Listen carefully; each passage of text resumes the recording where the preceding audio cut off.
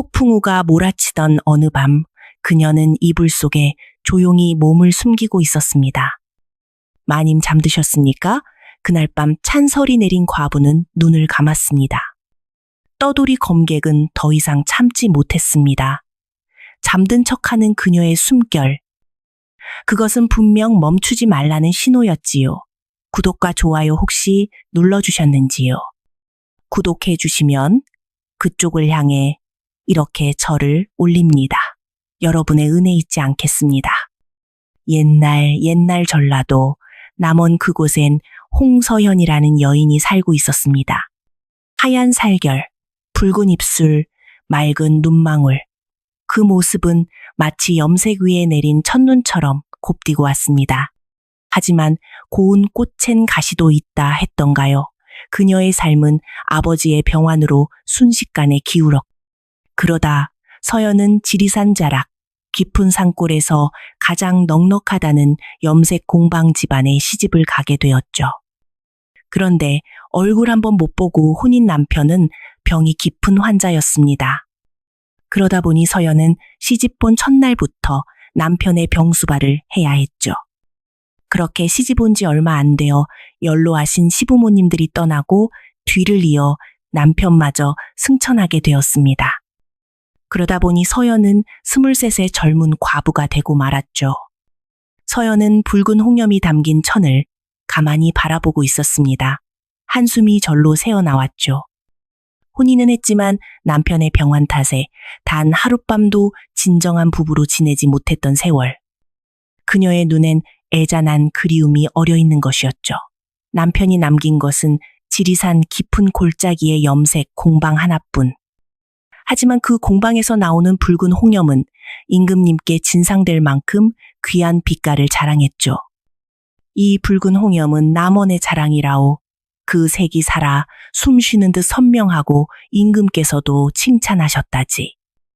마을 사람들은 그렇게 말했지만 서연에게 염색 공방은 외로움을 달래는 유일한 수단이었습니다. 그녀는 아침부터 밤까지 염색일에 몰두하며 자신의 처지를 잊으려 했죠. 그러던 어느 날 밤 하늘이 뒤집힌 듯 폭풍우가 산골짜기를 집어삼켰습니다. 번개는 허공을 가르며 내려 꽂히고 천둥은 산골짜기를 울리며 포효했죠. 서연은 그런 밤에도 손을 쉬지 않았습니다.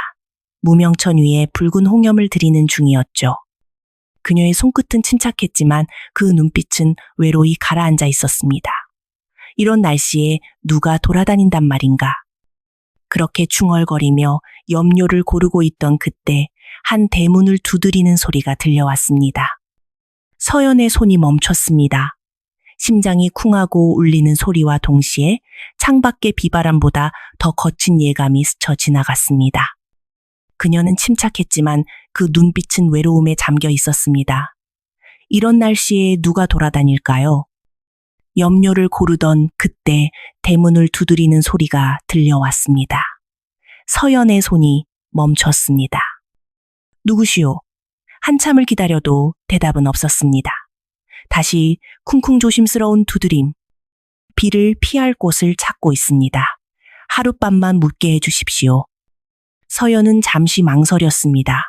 한밤중에 낯선 산에 도망자일까 도적일까. 문 앞에 홀로 선 사람이 자신일 수도 있었음을 서연은 알았습니다. 조심스레 대문을 열자 빗물에 젖은 남자가 묵직하게 서 있었습니다. 키는 헌칠 어깨는 넓고 허리에는 칼이 걸려 있었죠. 눈빛은 번개처럼 날카로웠습니다. 들어오시오. 이런 날씨엔 병이 먼저 찾아오지요. 은혜 잊지 않겠습니다. 제 이름은 수안이라 합니다. 서연은 수안에게 남편이 생전에 입던 옷을 내주었습니다. 따뜻한 국과 밥을 차려 그의 앞에 놓았죠. 이곳은 염색 공방인 것 같습니다.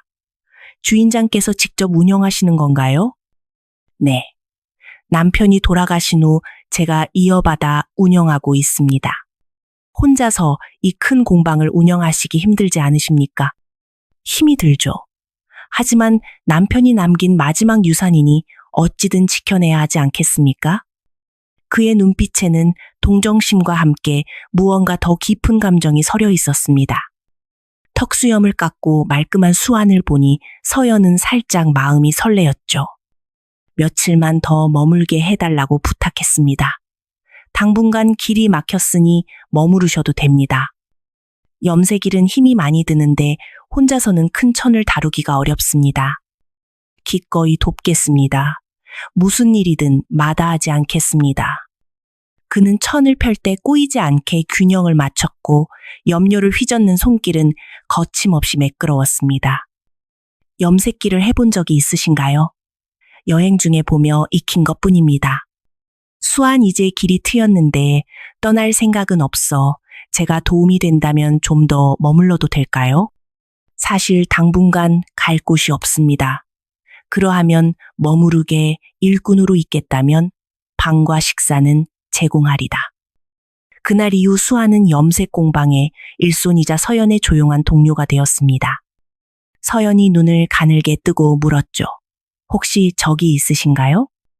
수아는 짧게 대답했죠. 그저 여행 중에 보며 익힌 것뿐입니다. 그의 대답은 간결했지만 서연은 그에게 평범함 이상의 무언가가 있음을 직감했죠. 며칠이 지나자 산길이 어느 정도 복구되었지만 수는 떠날 기미를 보이지 않았습니다. 수완 이제 길이 트였는데 떠날 생각은 없어 서연이 어느 날 아침 물었죠. 제가 도움이 된다면 좀 더 머물러도 될까요? 사실 당분간 갈 곳이 없습니다. 서연은 잠시 생각했습니다. 그의 도움으로 공방일이 수월해졌으니까요. 하루 이틀이 흐르자 그는 마치 예전부터 이곳에 있었던 사람처럼 공방과 어울리기 시작했죠. 아침에 물을 길어오고 무거운 항아리는 말없이 옮기는 사내였죠. 서연은 그런 수완을 바라보며 언젠가부터 입가에 미소가 번지는 것을 느꼈습니다. 수완은 일을 배우는 속도가 놀라울 정도로 빨랐습니다. 특히 붉은 홍염을 만드는 기술에 큰 관심을 보였죠. 어느 날 서연은 우연히 그가 혼자 있을 때 특별한 약재를 염료에 섞는 것을 보게 되었습니다. 그 약재를 넣자 염료의 색이 더욱 선명하고 깊어졌습니다. 서연이 돌아서는 순간 수완의 눈빛이 차갑게 변했고 재빨리 무언가를 품 안에 숨겼습니다. 그것이 무엇이요? 서연의 갑작스러운 질문에 수는 놀란 듯했지만 곧 침착하게 대답했습니다. 여행 중에 배운 비법입니다. 이 약재는 색을 더 오래 지속시키고 선명하게 만들죠. 붉은 홍염 염료에서는 은은한 약초 향기와 흙내음이 섞인 독특한 향이 풍겼습니다. 서연은 의심스러웠지만 결과물이 아름다웠기에 더 이상 묻지 않았습니다. 하지만 그녀의 마음속에는 수완에 대한 호기심이 더욱 커져갔습니다. 어느 여름날 서연은 새로 들인 비단 천을 그에게 보여주려 공방 뒤편으로 향했습니다. 수완 어디 있는가? 이 비단 좀 보게나. 문을 살짝 밀자 그곳엔 한 사람이 조용히 숨을 고르고 있었죠. 수완은 옷을 벗은 채 낮잠을 자고 있었습니다. 햇볕에 그을린 상체는 마치 조각상처럼 단단했고 그녀의 시선을 사로잡았죠. 그녀는 한 발자국도 움직일 수 없었습니다. 숨이 멎는 듯 가슴이 쿵하고 울리는 것이었죠. 햇살은 살결을 따라 흘렀고 그 아래에 단단한 근육들이 고요히 숨쉬고 있었습니다. 서연은 그대로 얼어붙은 채에 그를 바라보았죠. 평소에 단정하고 묵직한 사내와는 전혀 다른 얼굴이었습니다. 잠든 얼굴엔 긴장이 없었고 그 고유함이 오히려 더 아찔하게 느껴졌죠. 그때 수완이 살짝 몸을 뒤척였습니다. 서연은 훔칫 놀라 급히 문을 닫고 부엌 쪽으로 달려갔습니다. 그녀의 얼굴은 자신이 염색한 홍염보다 더 붉게 달아올랐고 가슴은 부을 치듯 뛰기 시작했죠. 아니, 이게 다 무슨 일이람. 내가 다 부끄러워 고개를 들. 묵직한 어깨선과 넓은 가슴팔에 새겨진 상처들이 서연의 시선을 사로잡았습니다. 그녀는 꼼짝도 할 수 없었고 숨이 멎는 듯 가슴이 쿵쾅거렸습니다. 햇살 아래 단단한 근육이 고요히 숨쉬고 있었고 서연은 얼어붙었습니다. 평소와 다른 그의 얼굴은 긴장 없이 고요했고 더 아찔하게 느껴졌습니다. 얼굴은 홍염보다 붉게 달아올랐고 가슴은 걷잡을 수 없이 뛰었습니다. 아니, 이게 무슨 일이람 부끄러워 고개를 들 수 없구나. 수원의 눈이 살짝 떠져 서연을 바라보던 순간을 기억했습니다. 그날 이후 서연은 잠 못 이루고 그의 상체를 떠올렸습니다. 태어나 처음 보는 남자의 우뚝함에 가슴이 요동치는 것을 느꼈습니다. 내가 무슨 생각을 하는 거야. 그는 그저 일꾼일 뿐인데. 마음을 다잡아도 그녀의 속은 이미 붉은 홍염처럼 뜨거웠습니다. 그날 이후 수환을 대할 때마다 가슴이 두근거렸습니다. 염색 작업을 할 때면 손이 떨려 실수를 하기 일쑤였습니다. 눈이 마주칠 때면 얼굴이 붉어져 고개를 돌려야 했습니다. 마님 괜찮으신지요? 요즘 안색이 좋지 않으신 듯합니다. 괜찮다. 그저 잠을 못 자서 그러한 것뿐이니라. 수안의 걱정 어린 눈빛에 더욱 마음이 흔들렸습니다. 밤마다 수안의 모습을 떠올리며 뒤척였고 그런 자신이 부끄러웠습니다. 나는 과부인데 이런 감정을 가져서는 안 되는 것을. 마음은 이미 붉은 홍염처럼 깊게 물들어 있었습니다. 아침 일찍 옆집을 찾아갔습니다. 순이 어머엄 계시는가? 순이 어머니 손에는 커다란 염색용 막대기가 들려 있었습니다. 그 굵고 긴 막대기를 보자 서연의 얼굴이 붉게 달아올랐습니다. 아니 잠시 수환이 생각이, 아니 염색 막대기 생각이 아니라. 서연은 얼른 둘러대고 순이 어머니 집을 빠져나왔습니다. 어은부엌에서 서둘러 나오는 모습이었죠. 마님이 아침 일찍 무슨 일이신가요? 그 굵고 긴 막대기를 보자 서연의 얼굴이 붉은 홍염보다 더 붉게 달아오르는 것이었죠. 마님 어디 아프신가요? 얼굴이 벌겋습니다. 약주라도 드셨습니까? 아니 잠시 수환이 생각이, 아니 염색 막대기 생각이. 순간 말을 잘못 뱉은 서연은 당혹스러웠습니다. 아니 수환이 이곳에 왔나 찾으러 온 것이네. 서연은 얼른 둘러대고 순이 어머니 집을 빠져나왔습니다. 일손이 필요하다고 말하려 했다가 말도 못 꺼내고 돌아 나온 것이었죠. 내가 지금 무슨 생각을 하는 것이야. 아무리 산을 경험이 없기로니 생각할 게 따로 있지. 나는 염색 공방 마님이란 말이야. 서연은 수안의 생각을 지우려 애를 썼습니다. 그날 저녁 서연은 참고에서 특별한 술병 하나를 꺼냈습니다. 그 술은 남편이 생전에 특별한 손님을 위해 보관해 두었던 10년 묵은 귀한 술이었습니다. 서연은 그 술병을 손에 쥔 채 잠시 망설였죠. 이렇게까지 해야 할까? 하지만 마음속 깊은 곳에서 이미 결정이 내려졌음을 그녀는 알았습니다. 수안에 대한 감정은 더 이상 억눌러둘 수 없을 만큼 커져버렸으니까요. 서연은 잠시 숨을 고르고 수안을 불렀습니다. 부르셨습니까, 마님? 그의 목소리가 귀에 맴돌았습니다. 서연은 입술을 깨물며 고요히 말했죠. 오늘은 점심 먹고 장에 가서 새 비단 새 필만 사오고 주막에 들러 술도 한잔하고 오라. 그리고 늦더라도 날 꼭 깨워야 하느니라. 내일 중요한 손님이 오신다고 하니 붉은 홍염의 색감을 다시 한번 확인해야 할 것 같구나. 알겠습니다. 수아는 고개를 숙이며 대답했지만 서연의 이상한 지시를 들은 그의 얼굴엔 의함이 가득했죠. 그는 한 번도 마님으로부터 술을 마시라는 말을 들은 적이 없었으니까요. 수안이 떠난 후 서연은 잠시 방안을 정리한 뒤 그의 방으로 향했습니다. 조심스레 방 안으로 들어가 작은 탁자 위에 술병과 술잔을 차려놓았죠.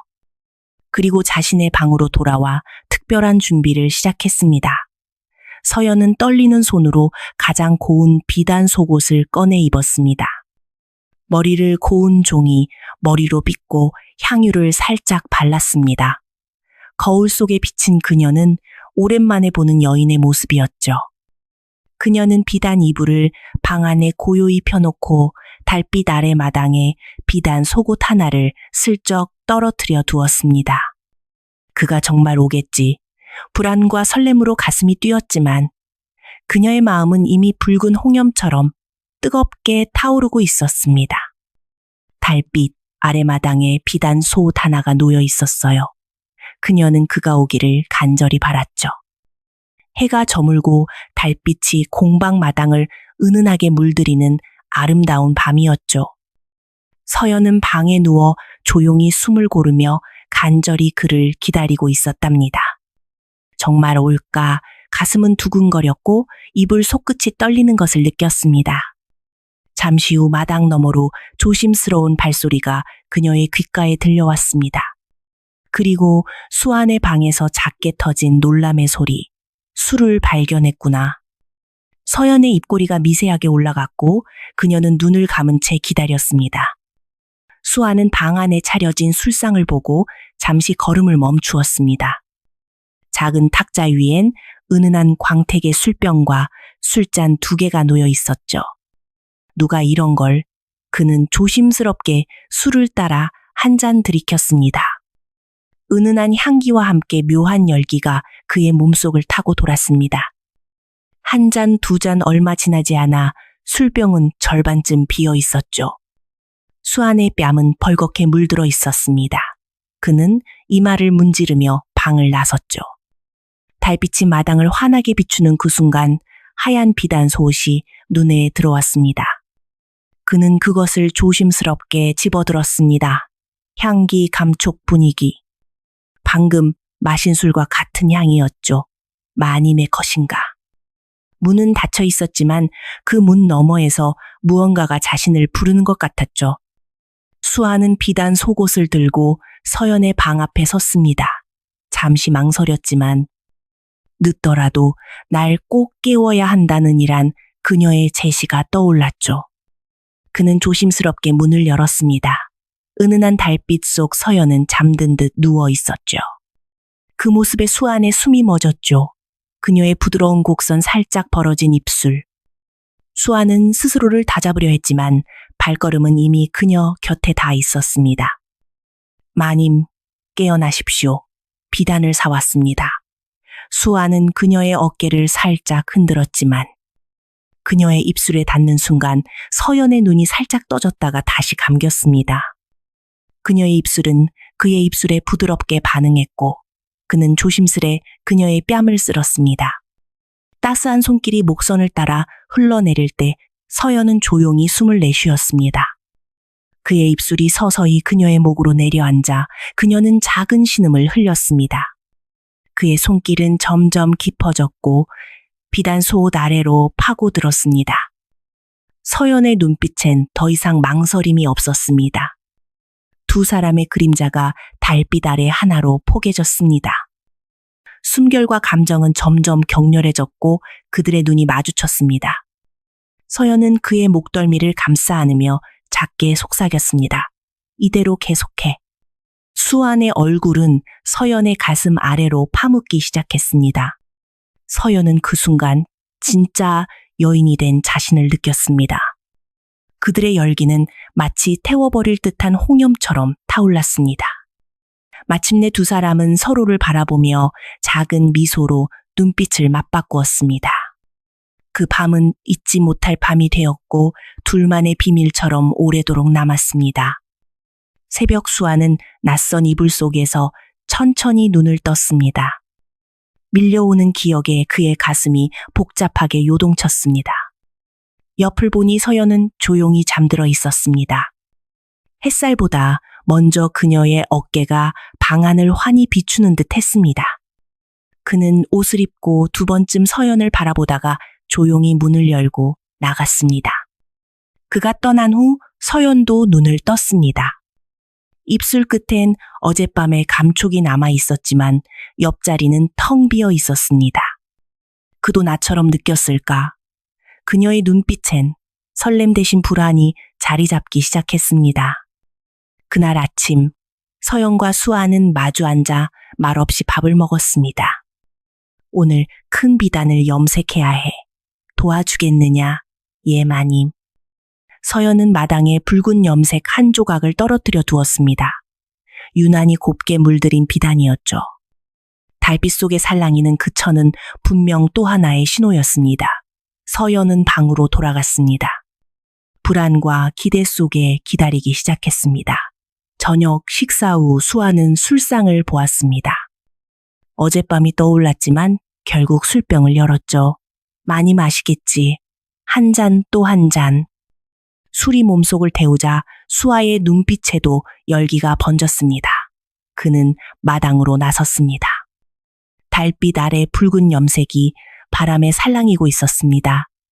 그는 조심스레 그것을 들었습니다. 이건 초대인가 시험인가 수아는 붉은 염색을 들고 서연의 방 앞에 섰습니다. 잠시 망설이다가 문을 두드렸죠. 마님 주무십니까? 서연은 이불 속에서 눈을 뜨고 조용히 말했습니다. 들어오너라. 그는 조심스럽게 들어섰고 손에 들린 천을 내밀었습니다. 마당에서 이것을. 서연은 고개를 끄덕이며 말했죠. 내가 일부러 놓아둔 것이요. 어젯밤도 내 의도였소. 나는 당신을 원했소, 수아. 서연의 고백에 수아는 한숨을 내쉬며 말했습니다. 저는 마님께 어울리지 않는 사람입니다. 그저 술에 취해. 서연은 그의 말을 끈듯 다가와 그의 손을 따뜻하게 감쌉니다. 당신이 누구든 상관없어요. 지금 여기 있는 당신이 좋습니다. 말없이 그녀는 그의 품에 안겼고 수아도 감싸 안았습니다. 서연은 그를 올려다보며 입을 맞췄고 수아는 멈칫하다 그녀의 숨결에 이끌렸습니다. 서로를 감싸는 두 사람 사이엔 말보다 깊은 감정이 흐르고 있었습니다. 그 밤 모든 망설임은 사라지고 붉은 홍염처럼 뜨거운 감정이 방을 물들였습니다. 그 순간 밖에서 말발굽 소리가 들렸습니다. 수아는 즉시 경계태세를 갖추었습니다. 누군가 왔습니다. 이 시간에 서연도 불안해하며 창가로 다가갔습니다. 달빛 아래 여러 명의 관복을 입은 사람들이 공방을 향해 다가오고 있었죠. 포졸들이군요. 무슨 일로 이 시간에 수아의 표정이 굳어졌습니다. 그는 서연에게 말했습니다. 마님, 저를 모른다고 하십시오. 제가 여기 있다는 사실을 알려서는 안 됩니다. 서연은 놀라서 수아를 바라보았습니다. 무슨 말이요? 당신은 누구길래? 지금은 설명할 시간이 없습니다. 제발 저를 믿어 주십시오. 수아는 간절히 부탁했습니다. 서연은 혼란스러웠지만 고개를 끄덕였습니다. 잠시 후 공방 대문을 두드리는 소리가 하나에서 포졸들이 나왔습니다. 서연은 수아에게 뒷문으로 나가라는 눈빛을 보냈습니다. 서연은 천천히 대문을 열었습니다. 포졸 우두머리가 나섰습니다. 이 밤중에 무슨 일이요? 포졸 우두머리 수안이 이곳에 있다. 당장 내놓아라. 서연은 침착하게 맞섰습니다. 서연 그런 자는 모릅니다. 여긴 과부가 홀로 운영하는 염색 공방일 뿐입니다. 포졸 거짓말 마라. 집안을 수색하겠다. 포졸들이 공방 안으로 들이닥쳤습니다. 서연은 속으로 간절히 빌었습니다.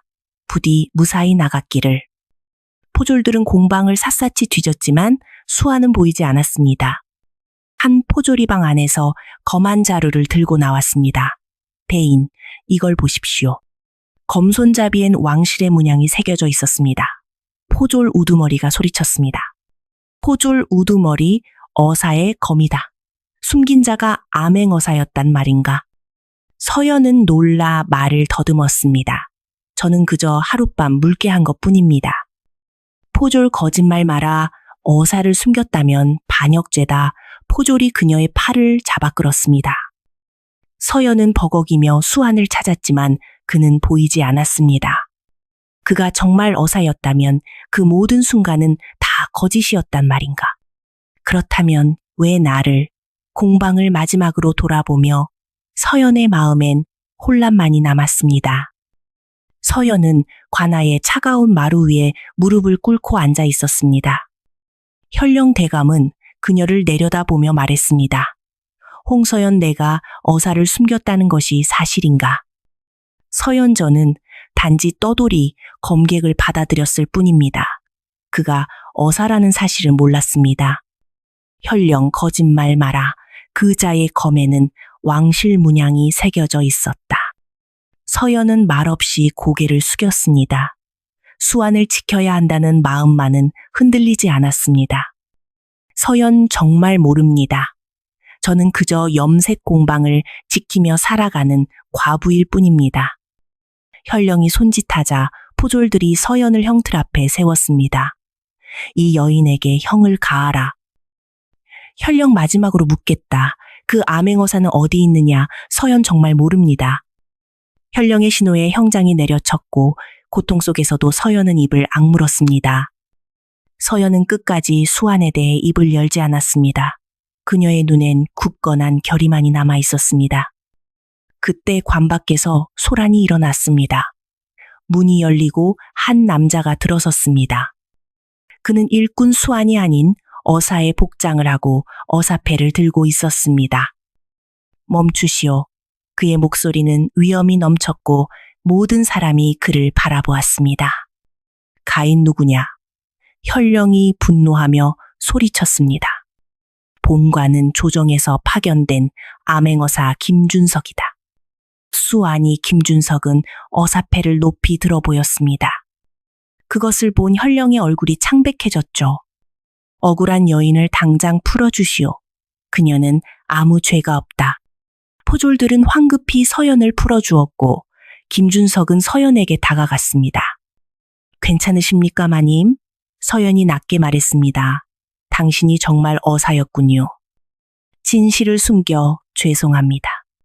김준석은 서연을 조심스레 앉히고 현령을 향해 목소리를 높였습니다.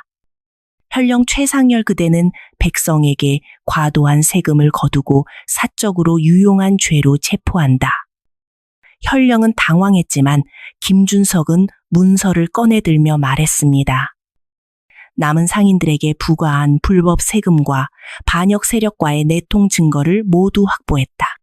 현령이 체포되고 관가가 정리된 후 김준석은 서연을 공방으로 데려왔습니다. 그는 서연을 조심스럽게 방에 눕히고 그녀의 상처를 치료해 주었습니다. 많이 아프십니까? 몸은 괜찮아요. 하지만 당신이 저에게 숨긴 것들이 더 아파요. 김준석은 깊은 한숨을 내쉬었죠. 이제는 모든 것을 말씀드려야 할 때가 온 것 같소. 그는 무릎을 꿇고 서연의 눈을 마주 보았습니다. 내 이름은 김준석. 조정에서 파견된 암행어사이옵니다. 이 고을의 현령이 백성의 세금을 착복하고 반역을 꾀하고 있다는 밀고가 있어 그 진실을 파헤치기 위해 이곳으로 오게 되었어. 그래서 저희 공방이 온 것이요. 처음에는 내 마님의 남편이 만든 붉은 홍염에 반역 세력의 비밀 메시지가 숨겨져 있다는 첩보를 받았기 때문이요. 서연의 눈이 커졌습니다. 무슨 말이에요? 그럼 그 모든 색이 그 천이 그게 반역에 쓰였다는 말입니까? 마님의 남편은 단순한 염색 장인이 아니었소. 그는 조정의 비밀 요원이었소. 붉은 홍염을 이용해 극비 문서를 전달하는 사명을 띠고 있었지요. 그의 붉은 홍염은 특별한 약재로 만들어져 특정 용액을 뿌리면 숨겨진 글자가 드러나는 비밀 통신 수단이었습니다. 그 질문은 칼보다 날카롭게 그의 가슴을 파고들었습니다. 김준석의 눈에 슬픔이 담겨 있었습니다. 처음에는 임무였소. 하지만 당신을 알게 될수록 나는 마음이 흔들렸어. 당신의 강인함, 아름다움, 그리고 순수함에 이끌렸습니다. 김준석은 서연의 손을 조심스럽게 잡았습니다. 그날 밤 술에 취했다고 했지만 사실은 그렇지 않았소. 나는 당신을 원했고 그 마음을 억누를 수 없었소. 반역 세력이 공방을 습격하려 합니다. 그들이 노리는 건 당신 남편의 마지막 작품입니다.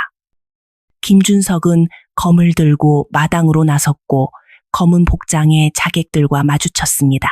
우린 붉은 홍염만 가져가겠다. 그때 서연이 고통을 참고 남편의 비밀 약품을 꺼냈습니다. 붉은 홍염전에 그 약을 뿌리자 천은 강한 빛을 발하며 번쩍였고 김준석은 그녀를 꼭 안으며 말했습니다. 이제 모든 게 끝났습니다. 남원의 붉은 홍염 공방은 다시 활기를 되찾았습니다.